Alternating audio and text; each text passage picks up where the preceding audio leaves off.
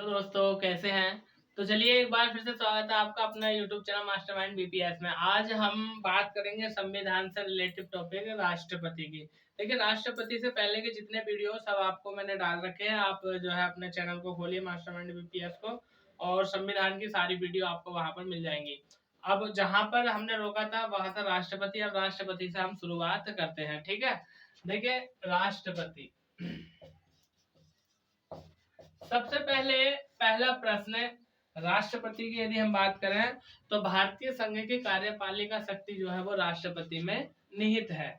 यानी संघ की कार्यपालिका कार्यपालिका शक्ति कार्यपालिका शक्ति किसमें निहित है? राष्ट्रपति में निहित है।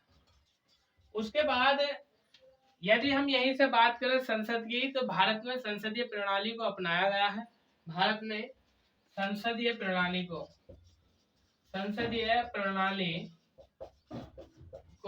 अपनाया गया है, ठीक है। और यहीं पर यदि हम बात करते हैं संसद की, तो संसद के मुख्यतः 3 अंग होते हैं। जैसे कि हम बात करते हैं, एक होता है लोकसभा, दूसरा होता है राज्यसभा, और वहीं पर तीसरा जो होता है वो होता है राष्ट्रपति, ठीक है।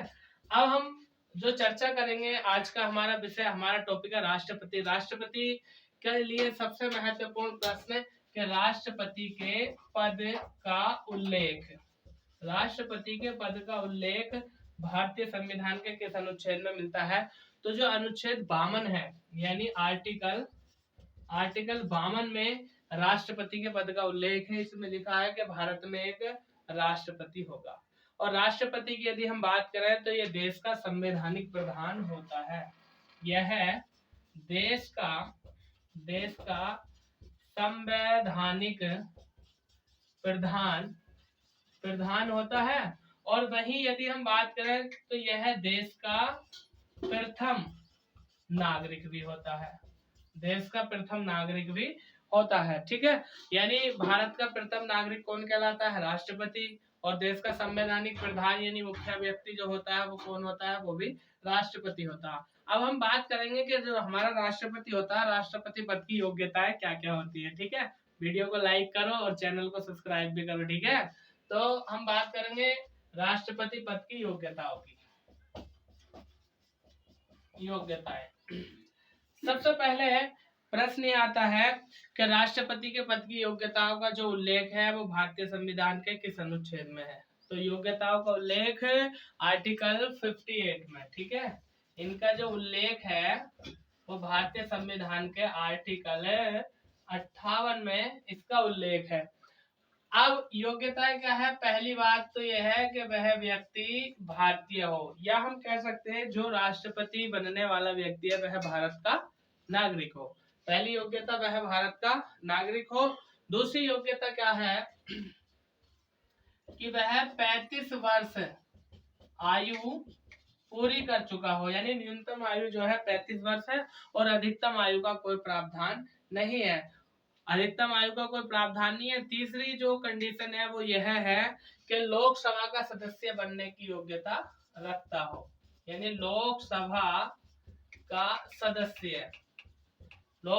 सदस्य बनने की योग्यता रखता हो। ये मुख्य रूप से योग्यता है राष्ट्रपति की, ठीक है। और यदि हम बात करें यहाँ से तो एक प्रश्न ये बनता है, आर्टिकल 58 में ही ऐसा लिखा है कि राष्ट्रपति, उपराष्ट्रपति या हम कहते हैं राज्यपाल, ठीक है। राष्ट्रपति या उपराष्ट्रपति या राज्यपाल या केंद्र सरकार के कोई भी मंत्री हो, ठीक है। राज्य सरकार या केंद्र सरकार में कोई भी मंत्री हो तो ये मंत्री का पद जो होता है ये लाभ के दायरे में नहीं आता है। या हम कह सकते हैं कि जैसे हमारे चुनाव से पहले रामनाथ कोविंद की यदि हम बात करें तो रामनाथ कोविंद राष्ट्रपति बनने से पहले बिहार के राज्यपाल थे। उसके बाद इन्होंने इस्तीफा दिया और राष्ट्रपति बन गए। वही यदि हम बात करें सन 2012 की, तो जो हमारे देश के राष्ट्रपति बने प्रणब मुखर्जी, तो प्रणब मुखर्जी भी वित्त मंत्री थे, उन्होंने इस्तीफा दिया और राष्ट्रपति चुने गए। अब हम बात करेंगे राष्ट्रपति के निर्वाचक मंडल की, ठीक है। तो आप एक बार इसका स्क्रीनशॉट ले लीजिए। चलिए हम बात करते हैं राष्ट्रपति के निर्वाचन मंडल की। सबसे पहले निर्वाचन मंडल के उल्लेख की हम बात करें तो निर्वाचन मंडल का जो उल्लेख है वो आर्टिकल 54 में है, ठीक है। आर्टिकल 54 में जो है निर्वाचन मंडल है। उसके बाद हम बात करें कि राष्ट्रपति के निर्वाचन मंडल का मतलब यह है कि राष्ट्रपति के निर्वाचन यानी चुनाव में कौन कौन भाग लेता है। तो राष्ट्रपति के चुनाव में हमारी संसद भाग लेती है, ठीक है, संसद भाग लेती है। और संसद की यदि हम बात करें तो जैसे आपका लोकसभा हो गई और राज्यसभा हो गई, ठीक है, लोकसभा और राज्यसभा। लोकसभा के सदस्य संसद में भाग लेते हैं, राज्यसभा के सदस्य संसद में भाग लेते हैं। यही हम बात करें तो लोकसभा की सदस्य संख्या कितनी है, 545 और राज्यसभा की 245। यदि हम बात करें तो इसमें से 12 सदस्य है और इसमें से 2 सदस्य भाग नहीं लेते हैं, ठीक है। इसमें से उल्टा हो गया, यहाँ पर 2 सदस्य है और यहाँ पर 12 सदस्य है जो है चुनाव में भाग नहीं लेते, क्योंकि राज्यसभा में 12 सदस्यों को राष्ट्रपति मनोनीत करते हैं और लोकसभा में 2 सदस्यों को राष्ट्रपति मनोनीत करते हैं। इसलिए कुल मिलाकर 14 व्यक्ति राष्ट्रपति के चुनाव में भाग नहीं लेते हैं, यानी कुल 14 व्यक्ति राष्ट्रपति के चुनाव में भाग नहीं लेते हैं। अन्यथा संसद के सभी सदस्य राष्ट्रपति के चुनाव में भाग लेते हैं। इसके बाद आगे चलते हैं। आगे क्या प्रश्न बनता है कि और इसके निर्वाचन मंडल में, राष्ट्रपति के निर्वाचन मंडल में भाग कौन कौन लेता है। तो देखिए, जैसे कि आपको मालूम है कि भारत में यानी सभी राज्यों की जो विधानसभा होती है, यानी विधानसभा के एमएलए का मतलब विधायक है, यानी विधानसभा राष्ट्रपति के चुनाव में भाग लेती है। उसके बाद एक प्रश्न ये बनता है कि भारत के जिन राज्यों में विधान परिषद है, भारत के जिन राज्यों में विधान परिषद है, विधान परिषद के सदस्य भी राष्ट्रपति के चुनाव में भाग नहीं लेते हैं। यानी विधान परिषद के सदस्य राष्ट्रपति चुनाव में भाग नहीं लेते हैं, परंतु विधानसभा के सदस्य राष्ट्रपति के चुनाव में भाग लेते हैं। लेकिन विधान परिषद की हम बात करें, यह वहीं से प्रश्न बन जाता है कि दिल्ली और पुदुचेरी की विधानसभा के जो सदस्य होते हैं वे राष्ट्रपति के चुनाव में भी भाग लेते हैं, यानी दिल्ली और पुदुचेरी के सदस्य राष्ट्रपति चुनाव में भाग लेते हैं। उसके बाद हम आगे बात करते हैं कि आगे प्रश्न क्या बनता है। आगे प्रश्न इसको लेकर के ये बनता है कि जो आंग्ल भारतीय होते हैं वो राष्ट्रपति के चुनाव में भाग नहीं लेते हैं। क्यों नहीं लेते? क्योंकि राष्ट्रपति खुद उनको मनोनीत करते हैं। लेकिन यदि हम बात करें सन 2012 की, तो 2012 में एक आंग्ल इंडियन हुए हैं जिन्होंने राष्ट्रपति के चुनाव में भाग लिया है, जिनका नाम है डेरेक ओब्रायन। डेरेक ओब्रायन की यदि हम बात करें तो ये पहले भारतीय हैं, आंग्ल भारतीय हैं जिन्होंने राष्ट्रपति के चुनाव में भाग लिया। और डेरेक ओब्रायन जो है पश्चिम बंगाल से है, तृणमूल कांग्रेस के सदस्य हैं, ठीक है। तो आंग्ल भारतीय जिनका नाम है डेरेक ओब्रायन, इन्होंने 2012 में राष्ट्रपति चुनाव में भाग लिया और ये कहते हैं आंग्ल इंडियन, ठीक है। उसके बाद प्रश्न क्या बनता है, यहाँ से लेकर के हम बात करेंगे राष्ट्रपति के निर्वाचन पद्धति की। राष्ट्रपति की निर्वाचन पद्धति जो है,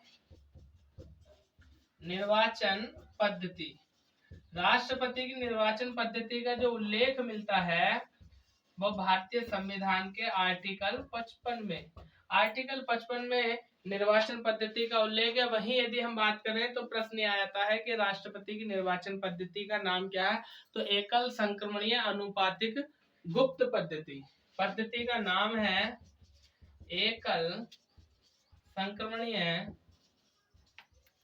संक्रमणीय अनुपातिक गुप्त पद्धति। इस पद्धति के द्वारा राष्ट्रपति का चुनाव होता है, जिसका नाम है एकल संक्रमणीय अनुपातिक गुप्त पद्धति। और इस पद्धति से राष्ट्रपति और इसी पद्धति के द्वारा उपराष्ट्रपति का चुनाव भी होता है। अब हम बात करते हैं कि इस पद्धति को दो भागों में बांटा गया है।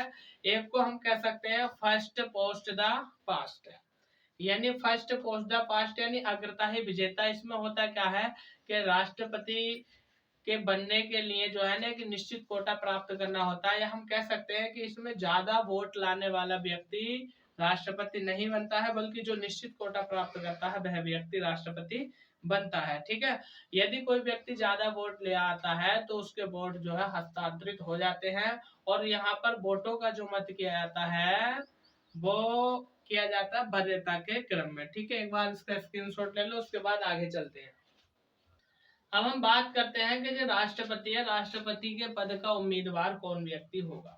तो राष्ट्रपति के पद के उम्मीदवार की यदि हम बात करें तो वह व्यक्ति होगा जिसके नाम का 50 लोग प्रस्तावक हों और 50 ही लोग कौन हो, अनुमोदक हो। यानी 50 लोग जो हो वो प्रस्तावक हो और 50 लोग जो हो वो अनुमोदक हो, और ये दोनों कैसे हों, अलग अलग हों।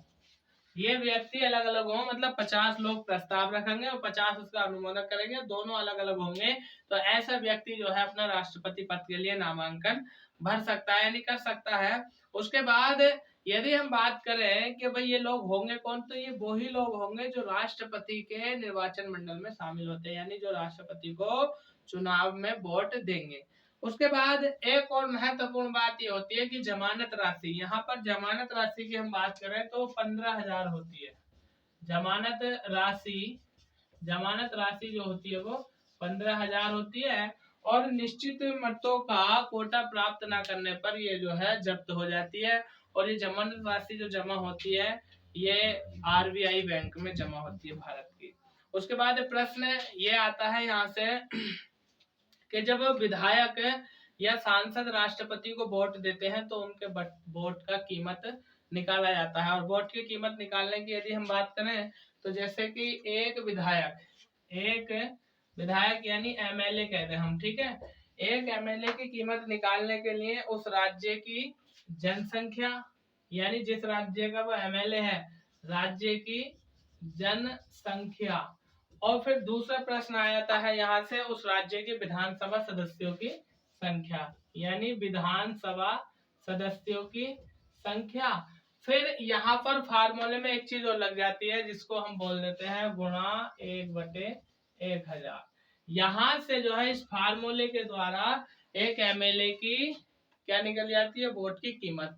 और वहीं यदि हम बात करें कि एक सांसद के वोट की कीमत कितनी होती है, एक सांसद का मूल्य कितना होगा, तो उस राज्य के विधान, देखो मैं यहाँ पे लिख देता हूँ, एक सांसद को बोलते हैं एमपी। ठीक है, यानी एमपी की कीमत कितनी होगी, सभी राज्यों के विधायकों का मूल्य, सभी राज्यों के विधायकों का मूल्य और उसके साथ बटे जो तुम्हारे लोकसभा और राज्यसभा के निर्वाचन मंडल में शामिल सदस्य होते हैं उनकी संख्या, यानी 776। ये यहाँ से एक सांसद के वोट की कीमत निकलती है। अब यहाँ से एक महत्वपूर्ण प्रश्न ये बनता है अनुच्छेद 71 को लेकर के, यानी आर्टिकल 71 क्या कहता है, इसको जान लीजिए जरा। आर्टिकल 71 ये कहता है कि राष्ट्र यदि कोई पद खाली है, जैसे मान लो कोई विधायक नहीं है या कोई किसी स्टेट में कोई सांसद नहीं है, तो कोई भी कंडीशन हो किसी पद के रिक्त रहने से राष्ट्रपति का चुनाव नहीं रुकेगा। यानी किसी भी हालात में, यानी कोई पद रिक्त होने पर राष्ट्रपति का चुनाव नहीं रुकेगा। ठीक है, यानी कंडीशन चाहे कोई भी हो, राष्ट्रपति का चुनाव होगा, क्योंकि ये देश का सर्वोच्च पदाधिकारी होता है। ठीक है, उसके बाद हम बात ये करते हैं कि और क्या कंडीशन है, चाहे किसी राज्य की कोई विधानसभा भंग हो गई हो तब भी राष्ट्रपति का चुनाव नहीं रुकेगा। या हम ये कह दें एक बार को कि अगर लोकसभा भी भंग हो गई है तो भी राष्ट्रपति का चुनाव नहीं रुकेगा। क्यों? क्योंकि फिर उसके चुनाव को कौन कराएगी, राज्यसभा कराएगी। ठीक है, आगे हम बात करते हैं कि एक प्रश्न यह है आर्टिकल 71 के बाद दो में सेकंड बात यही लिखी है कि यदि राष्ट्रपति के चुनाव में किसी प्रकार का कोई विवाद होता है, कोई झंझट, कोई झगड़ा, कोई भी मसला होता है, तो उस पर केवल और केवल सुनवाई कौन करेगा? Supreme court. यानी राष्ट्रपति के चुनाव में, चुनाव के विवाद को या विवाद को कौन सुनेगा? केवल सुप्रीम कोर्ट, यानी भारत का उच्चतम न्यायालय जो कि दिल्ली में है, ये सुनवाई करेगा। और ये जो बात लिखी है ये आर्टिकल 71 में ही लिखी है। उसके बाद हम बात करते हैं कि ऐसी स्थिति यदि हो, राष्ट्रपति के चुनाव में विवाद की कंडीशन यदि पाई जाती है, तो इसके लिए क्या होगा कि कम से कम शिकायत करने वाले, जिनको शिकायत करने वाले कम से कम 20 वोटर होने चाहिए। कम से कम 20 वोटर हो जो चुनाव से संबंधित शिकायत करेंगे, तब तो सुप्रीम कोर्ट सुनेगा, अन्यथा नहीं सुनेगा। एक और महत्वपूर्ण बात ये आती है कि राष्ट्रपति का चुनाव कराएगा कौन? राष्ट्रपति का चुनाव चुनाव आयोग कराएगा। यानी राष्ट्रपति का चुनाव चुनाव आयोग कराएगा। और चुनाव आयोग के लिए आर्टिकल जो पड़ता है हमारा वो 324 पड़ता है। आर्टिकल 324 चुनाव आयोग के लिए आर्टिकल 324 पड़ता है। ठीक है, एक बार इसका स्क्रीनशॉट लो। उसके बाद हम बात करते हैं कि राष्ट्रपति के चुनाव में अधिकारी कौन होता है। राष्ट्रपति के चुनाव में जो मुख्य अधिकारी होता है वो होता है राज्यसभा प्लस लोकसभा का महासचिव। राज्यसभा और लोकसभा का महासचिव जो होते हैं ये बारी बारी से इसके पीठासीन अधिकारी बनते हैं, जो राष्ट्रपति और राष्ट्रपति के चुनाव में भाग लेते हैं। जैसे इस बार राष्ट्रपति के चुनाव में राज्यसभा का महासचिव बना, तो अगली बार लोकसभा का, फिर अगली बार राज्यसभा का, फिर अगली बार लोकसभा का। अब हम बात करते हैं कि जो राष्ट्रपति की शपथ है उसको लेकर के क्या प्रश्न बनते हैं। तो हम बात करते हैं सबसे पहले राष्ट्रपति की यहाँ पर शपथ के बारे में। राष्ट्रपति की शपथ, देखिए सबसे पहले शपथ की हम बात करें तो जितने भी संवैधानिक अधिकारी हैं या पदाधिकारी, इनकी शपथ का उल्लेख अनुसूची 3 में मिलता है। यानी शपथ का उल्लेख अनुसूची 3 में मिलता है। लेकिन क्या है कि जो राष्ट्रपति है, राष्ट्रपति की शपथ का उल्लेख उनसे संबंधित अनुच्छेदों में मिलता है। राष्ट्रपति, उपराष्ट्रपति व राज्यपाल, इन तीनों की शपथ का उल्लेख इनसे संबंधित अनुच्छेद में मिलता है। अनुसूची 3 में जो है इनकी शपथ का उल्लेख नहीं है। आगे हम बात करते हैं कि राष्ट्रपति की शपथ का उल्लेख किस अनुच्छेद में, तो अनुच्छेद 60 में। शपथ का उल्लेख आर्टिकल यानी अनुच्छेद किसमें है? 60 में। और एक प्रश्न आता है कि राष्ट्रपति शपथ किस बात की लेते हैं, तो राष्ट्रपति शपथ लेते हैं संविधान की रक्षा और लोगों के कल्याण की शपथ लेते हैं। ठीक है, संविधान की रक्षा व लोगों का कल्याण, संविधान की रक्षा में लोगों के कल्याण की शपथ लेते हैं राष्ट्रपति। उसके बाद हम बात करते हैं कि जो हमारे भारत के राष्ट्रपति ने शपथ दिलाता कौन है, तो राष्ट्रपति को शपथ दिलाता है भारत का मुख्य न्यायाधीश यानी चीफ जस्टिस ऑफ इंडिया। यानी शपथ कौन दिलाता है? शपथ दिलाते हैं इन्हें भारत के मुख्य न्यायाधीश। भारत के जो मुख्य न्यायाधीश है चीफ जस्टिस ऑफ इंडिया, ये इन्हें जो है शपथ दिलाते हैं। उसके बाद प्रश्न ये बनता है कि यदि मुख्य न्यायाधीश ना हो तो शपथ कौन दिलाएगा, तो जो वरिष्ठतम न्यायाधीश होते हैं वो शपथ दिलाते हैं। और ऐसा लिखा है भारतीय संविधान के आर्टिकल 60 में। उसके बाद एक प्रश्न आता है कि राष्ट्रपति शपथ कब लेते हैं, तो मुख्य रूप से राष्ट्रपति जो शपथ लेते हैं वो 25 जुलाई को, JULY, मुख्य रूप से 25 जुलाई को शपथ लेते हैं। और ऐसा हमारे भारतीय संविधान में लिखा हुआ नहीं है कि राष्ट्रपति जो है 25 जुलाई को ही शपथ लेंगे, लेकिन ये चीज ना एक प्रचलन में आ गई है, प्रचलित हो गई। इसका मुख्य कारण क्या है प्रचलित में आने का? देखिए, यदि हम बात करें तो 25 जुलाई 1977 को भारत के निर्विरोध चुने जाने वाले राष्ट्रपति थे नीलम संजीव रेड्डी। 25 जुलाई 1977 को नीलम संजीव रेड्डी को निर्विरोध राष्ट्रपति चुना गया। इसलिए तभी से भारत के सभी राष्ट्रपति 25 जुलाई को ही शपथ ग्रहण करते हैं। ठीक है, ये बात भी आपने याद रखनी है। उसके बाद हम बात करते हैं कि जो राष्ट्रपति है इनका कार्यकाल। तो कार्यकाल को लेकर के पहला प्रश्न तो ये बन जाता है कि इनका कार्यकाल भारतीय संविधान के किस आर्टिकल में है। तो कार्यकाल के लिए आर्टिकल है 57, यानी अनुच्छेद 56 में इनके कार्यकाल का उल्लेख है। और कार्यकाल आप लोग जानते हैं कि कितना होता है, 5 ईयर्स। ठीक है, यानी इनका जो कार्यकाल होता है वो 5 साल होता है। ठीक है, और एक विशेष प्रश्न यह है कि यदि राष्ट्रपति का पद 5 साल से पहले ही रिक्त हो जाता है तो अगली बार जब भी चुनाव होगा वो पूरे 5 वर्ष के लिए ही होगा। ठीक है, पद रिक्त यदि होता है तो 6 माह के भीतर चुनाव कराने होते हैं। यानी पद रिक्त होने पर 6 माह के भीतर या 6 माह के अंदर जो है चुनाव कराने होते हैं। उसके बाद अगले प्रश्न की यदि हम बात करें तो प्रश्न ये बनता है कि राष्ट्रपति के चुनाव जब भी होते हैं पूरे 5 वर्ष के लिए होते हैं। और आर्टिकल 56 एक और विशेष बात को कहता है, क्या कहता है कि राष्ट्रपति के चुनाव जो होंगे तो चुनाव होने से पहले चुनाव आयोग जो है वो पूरी प्रक्रिया को कर लेगा। उसके बाद ये प्रश्न बनता है कि जब तक नया राष्ट्रपति नहीं आ जाता तब तक जो है पुराना राष्ट्रपति ही कार्य करता है। ऐसा आर्टिकल 56 में लिखा है कि जब तक भारत का नया राष्ट्रपति निर्वाचित नहीं हो जाए तब तक पुराना राष्ट्रपति ही कार्य करेगा।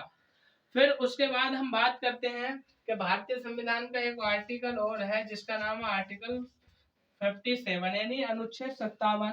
अनुच्छेद 57 क्या कहता है कि कोई भी व्यक्ति कितनी भी बार राष्ट्रपति बन सकता है। कोई भी व्यक्ति कितनी भी बार राष्ट्रपति बन जाता है, 1 बार 2 बार 10 बार, मतलब इसकी कोई लिमिट नहीं है। उसके बाद हम बात करते हैं कि आर्टिकल 65 क्या कहता है। भारतीय संविधान का एक और आर्टिकल है 65। आर्टिकल 65 ये कहता है कि जब राष्ट्रपति का पद रिक्त होगा तो राष्ट्रपति का पद रिक्त होने पर भारत के उपराष्ट्रपति कार्यवाहक राष्ट्रपति के रूप में कार्य करेंगे। यानी भारत का उपराष्ट्रपति राष्ट्रपति का जगह लेगा या उसके पद को संभालेगा जब राष्ट्रपति का पद रिक्त होगा। फिर यहीं से आर्टिकल 65 में एक और विशेष बात लिखी है, और वह बात ये लिखी है क्या कि भारत का राष्ट्रपति यानी सर्वोच्च पद है, ये कभी खाली नहीं होगा। उसके साथ यदि खाली होता है तो उपराष्ट्रपति इसके पद पर बैठेगा। और प्रश्न यह है, राष्ट्रपति अपना इस्तीफा यदि देना चाहे तो वो किसको देगा, उपराष्ट्रपति को। राष्ट्रपति यदि अपना इस्तीफा देना चाहे तो किसे देगा, उपराष्ट्रपति को। क्यों? क्योंकि उपराष्ट्रपति जो है राज्यसभा का पदेन सभापति होता है। ठीक है, और वह सभापति अपनी सूचना किसे पहुंचाएगा, लोकसभा के अध्यक्ष को। लोकसभा के अध्यक्ष को क्यों पहुंचाएगा, क्योंकि लोकसभा की सरकार होती है केंद्र की। यानी जैसे कि आपको पता है कि राष्ट्रपति की वास्तविक शक्तियों का यूज करता कौन होता है, भारत का प्रधानमंत्री। ठीक है, उसके बाद आगे हम बात करेंगे यहाँ से अगली वीडियो में। तब तक के लिए आप हमारी वीडियो को लाइक करें, चैनल को सब्सक्राइब करें, अपने दोस्तों में शेयर करें। मैं वीरेंद्र प्रताप सिंह कल आपसे फिर मुलाकात करूंगा। तब तक के लिए थैंक यू, धन्यवाद।